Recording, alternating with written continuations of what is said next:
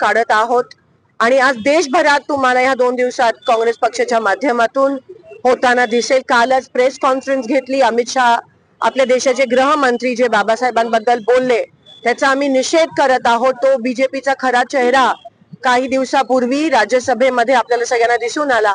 हा BJP RSS नेहमीच संविधानाचा अपमान करणारा, तिरंग्याचा अपमान तिरस्कार करणारा हा पक्ष आहे आणि आतापर्यंत ते लपवत होते, पण 400 पार काही त्यांना मिळालं नाही तेव्हा त्यांना संविधानाच्या प्रती एक वेगळं फेक प्रेम असं निर्माण झालं आणि तो खरा चेहरा परवा दिसून आला। पण आम्ही बाबासाहेबांच्या विचारावर प्रेम करणारे आणि संविधानावर प्रेम करणारे आपण आहोत। देशमधला प्रत्येक नागरिक आहे।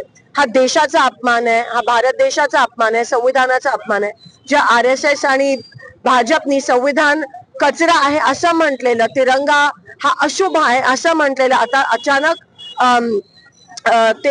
त्यांना प्रेम आलं आणि पण तरीही खरा चेहरा त्यांचा परवा एक्सपोज झाला। आम्ही त्यांना एवढंच सांगू शकतो की आम्हाला तुमचा स्वर्ग नको।